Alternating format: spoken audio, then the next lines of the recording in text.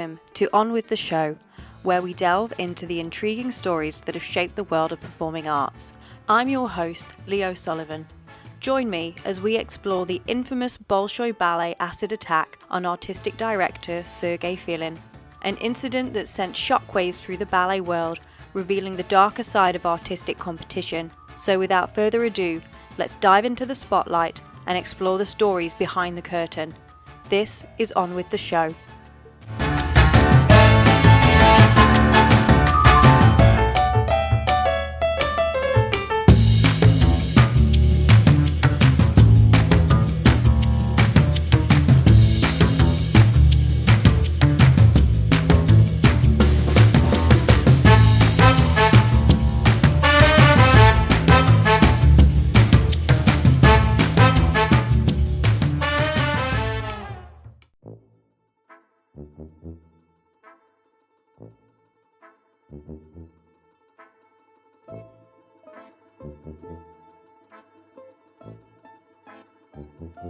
It was a typically freezing winter night in Moscow on January 17, 2013, and Bolshoi Ballet Artistic Director Sergei Filin was about to enter his apartment building when he was confronted by a stranger, his face covered with a scarf.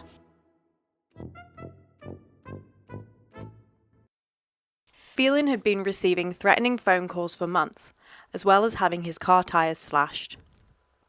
He tried to run, but the man got ahead of him and threw sulfuric acid, seriously burning his face and eyes.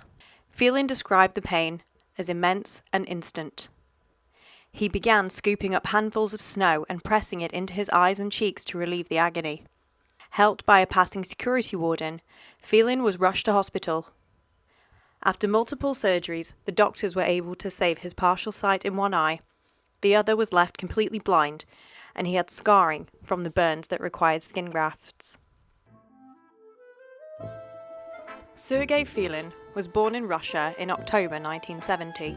He began dancing at age 7, and at just 9 years old he was accepted into the Moscow Choreographic Institute, known more commonly outside of Russia as the Bolshoi Ballet School. In 1988, at 18 years of age, he was invited to join the corps de ballet of the Bolshoi Ballet, and in just 2 years he had risen to the rank of premier dancer. During his career, Filin also performed as a guest soloist with the Vienna State Opera and as principal dancer with the State Ballet of Georgia. From 2008 to 2011, he was the artistic director of ballet at the Stanislavski and Nemirovich Danchenko Moscow Academic Music Theatre. In 2011, he was appointed to serve as the artistic director of the Bolshoi Ballet. Filin's appointment as artistic director was divisive. According to performers interviewed for the HBO documentary Bolshoi Babylon, he danced with us. Then suddenly he was completely alienated from us. He brought in many new dancers who took our places. They forced us out. The divide between performers and management is very strong. There are often fierce arguments here. If you become a manager, you cross to the dark side. In the same documentary, Filin described a similar story. Before I became a director, I was on good terms with everyone. I had danced at the Bolshoi for 21 years. I'd never expected envy or serious conflicts. No cut ballet shoes, needles in point shoes, pins in my costume. Nothing like that ever happened. When I started as director, from day one, there was a completely different attitude towards me. It troubled me and made me nervous. There was unbelievable jealousy. In November 2012, a group of leading Russian cultural figures published a letter urging the Bolshoi management to dismiss Filin. The theatre's executive director, Anatoly Iksanov, told Russian television that Filin was uncompromising in his management style. If he thought a performer was unready to play a certain role or incapable of it, he would not let that performer do it. As tensions rose in the company, so did the divisions. Questions were raised about working conditions, pay, and company placings. The younger generation were with the trade union. The other half were connected to Sergei Filin. These two opposing sides danced together, talked to each other during warm-up, but their positions were different. The conflict reached its zenith in both the Bolshoi and the Russian media when Filin was attacked on his way home from the theatre. Various motives were presented by Russian police officials, primarily focusing on the personal hostile relations linked to professional activities. Initially, there was shock and sympathy from those within the Bolshoi. Filin was described as a colleague, a friend. However, as the police mounted an investigation, a different side began to emerge. Boris Akimov, ballet master at the time of the attack, said that this was an extension of the ongoing conflicts, only much more extreme. Dancers within the Bolshoi described it as a vicious time. Detectives from the prosecutor's office appeared on stage. The performers were shocked by the police's attitude and suspicions towards them, saying, "They don't understand that we are people with no experience in their world. All this happened on stage, on our historic stage. For us, it is a sacred place to be treated with great care. They behaved like monsters. They talked to us like we were criminals." Detectives pored over interviews with those who knew Filin and developed suspicions about who would harm him. A series of spectacular raids were carried out pre-dawn in the Moscow suburb of Stupino, home to a compound of dachas that belonged to the Bolshoi. They then searched a flat that belonged to dancer Pavel Dmitrichenko, in the same block of flats in central Moscow where Filin lived and in whose courtyard the attack took place. March 2013, and 3 men stand accused of orchestrating and carrying out an attack on Bolshoi Ballet Artistic Director Sergei Filin, leaving him blind in one eye and recovering from horrific burns to his face caused by sulfuric acid. Those in the dock are Yuri Zarutsky, who is accused of the attack itself, Andrei Lipitov, who acted as Zarutsky's driver, and Bolshoi dancer Pavel Dmitrichenko, who police believe to have masterminded the incident. Pavel Dmitrichenko was born in Moscow in January 1984, the son of 2 professional dancers. In 2002, just like Filin before him, he graduated from the Moscow State Academy of Choreography and was accepted into the ballet company of the Bolshoi Theatre. He has stated that he never wanted to be a dancer. However, his mum said she'd buy him a Mars bar if he auditioned, so he jumped and pointed his toes and got into the school without wanting it. Dmitrichenko was an active member of the Dancers' Trade Union and was upset over Filin's allegedly unjust means of allocating money to dancers at the theatre. He complained about this to his longtime friend Yuri Zarutsky, who presented himself as a man who could solve anything. The police claimed that Dmitrichenko had paid Zarutsky 50,000 rubles, the equivalent of £1,000, to carry out the attack with Lipitov acting as his driver. Dmitrichenko denied this, claiming, "I never wanted to bring harm to a person. It's not true that I ordered him to throw acid at Filin." A discussion about beating Filin up had taken place. However, Dmitrichenko continued to deny any mention of acid. Sources said that Dmitrichenko was intimately involved in organising the attack. On the day of the crime, it was clearly established when the victim would leave the Bolshoi Theatre. The organiser said Filin was heading home, where the attacker was waiting for him. When an interrogator asked Zarutsky about the crime, he allegedly said, "I don't want to talk about it." Driver Lipitov told police, "I didn't see what happened. I just took Yuri there, waited for him, and gave him a lift back." The reaction within the Bolshoi was one of disbelief. No one could believe that Dmitrichenko had done it. He was described as very direct, with one dancer stating, "I'd never have guessed it would end up like this."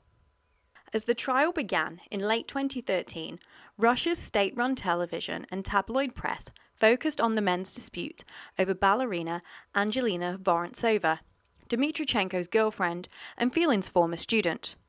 Dmitrichenko believed that Filin was stifling her career and was reportedly upset over Filin's refusal to give her the lead in Swan Lake, prompting comparisons to the Hollywood blockbuster Black Swan. Dmitrichenko, however, stated he was frustrated with the inequitable and unjust allocation of funds distributed to dancers in the company.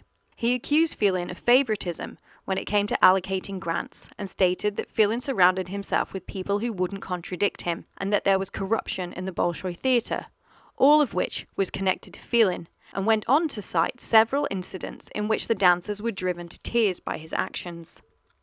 As the trial continued, more revelations came to light about life inside the Bolshoi under Filin's directorship. In 2011, two ballet stars, Natalia Osipova and Ivan Vasilyev, had resigned in protest at the Bolshoi's new repertoire and the introduction of American dancers.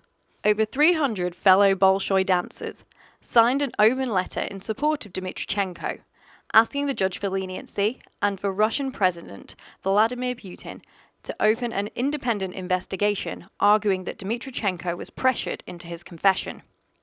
The time has come for those people who directly worked and continue to work with two outstanding artists to speak out, they said in an open letter addressed to Vladimir Putin, other top officials and fans of ballet and theatre in Russia and abroad. For those who know Pavel Dmitrichenko, even the thought that he could have been the instigator and organiser of this crime, committed in such a brutal way, is absurd. The conclusions made by the investigation seem premature to us. The evidence unconvincing, and Pavel's confession, later changed, the result of strong pressure on him. Mikhail Lavrovsky, a choreographer and ballet teacher, was among several who said they did not believe that, despite his infamous hot temper, Dmitrichenko could organise the attack.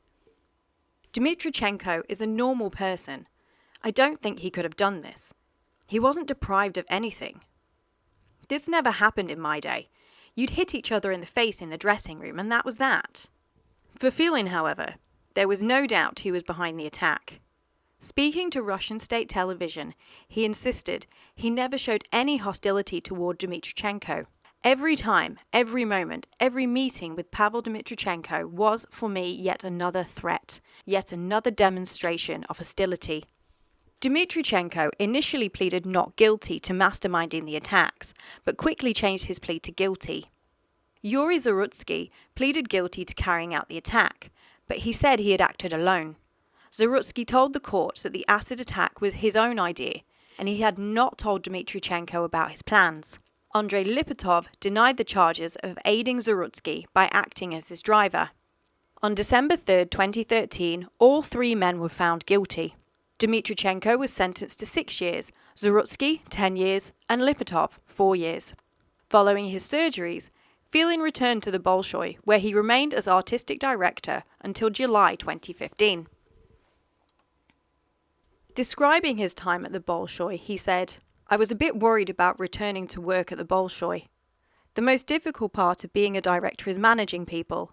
It's always a battle, like being in a minefield. You'd like to leap over it, but you never know if it will be safe where you land." Working alongside Filin was Vladimir Yurin, the new creative director.